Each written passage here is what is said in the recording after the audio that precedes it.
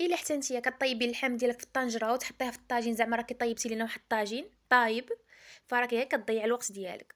فهاديك الشيء علاش جبت لك واحد الوصفه باش تختصر عليك الوقت، اللي ساهله بواحد التتبيله اللي كتخلي اللحم ديالنا كتجي فتيه ودغيا دغيا كطيب. فما نطولش عليك، ندوزو مباشره للمكونات وطريقه التحضير. اول حاجه في واحد الاناء غادي نحتاجو نص كاس من زيت الزيتون، غادي نضيفو ليه نص كاس من الماء، ومن بعد غادي نضيفو التوابل اللي غادي نحتاجو فيهم: معلقه صغيره من السكينجبير والخرقوم وشويه ديال الابزار. غادي نحتاجو كذلك المروزيه وواحد شويه ديال القزبر والثومه محكوكه او مقطعه هكا قطع صغيره، وواحد راس معلقه صغيره من السمن. كنخلطوا الكل جيدا، وضروري من الملح. كما كتشوفوا كنحركوا مزيان هاد التتبيله هادي حتى كتنسجم لينا مع بعضياتها. صافي من بعد غادي نحتاج لواحد كيلو ديال اللحم ديال البقري اولا ديال الغنمي اللي بغيتو. ومن بعد كنبقاو كندوزوها في هاد الخليط هذا.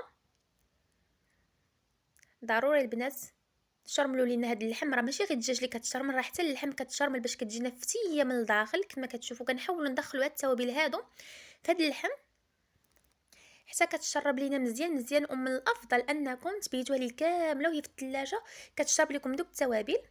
فانا هنا كنت مزروبه، داكشي علاش مباشره وضعت اللحم ديالي في هاد الطاجين هذا. حتى هاد الطريقه ديال دغيا كيوجد معاكم. فهاد الشرموله هادي كتخليه ان اللحم ديالنا كيجي فتي من الداخل.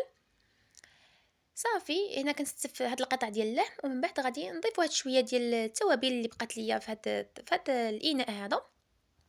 صافي من بعد غادي نغطيوه ونخليوه على نار متوسطه. مباشره غادي ندوزو باش نحضروا البرقوق اللي غادي نزينو به الطاجين هذا. غادي نحتاجو 100 غرام من البرقوق، غادي نضيفوا ليه واحد العويد ديال القرفه، وغادي نضيف واحد راس معلقه صغيره من الزبده، ومعلقه صغيره من العسل الحره. كنبقاو كنحركوا هذاك العسل حتى كتطلق لينا وكتذوب لينا مزيان، وكنوضعوا على نار متوسطه حتى كيطيب لينا مره مره. كنبقاو كنقلبوا داك اللحم ديالنا. صافي هنا كناخذوا واحد البصله اللي كتكون بحجم متوسط، كنقطعوها بهذه الطريقه هذه، وكنوضعوها من الفوق ديال هاد اللحم وكنغطيوها. كنخليو الطاجين ديالنا لمده ديال ساعه. من بعد ما كيطيب لينا كما كتشوفوا كيجي معلك ومعسل من الداخل. شوفوا كيجي لذيذ البنات، دغيا دغيا كيكون فتي دغيا كتقطع مع الطر ديال اللحم. فكيجي رائع ولذيذ البنات، غير جربوه. هنا البرقوق زينته بواحد شويه ديال الزنجلان الابيض وشويه ديال اللوز مقلي، فحقيقه كيجي لذيذ. غير جربوه على ضمان ديال متاكده غادي ينال الاعجاب ديالكم وغادي ينجح معكم من اول مره غادي تجربوه.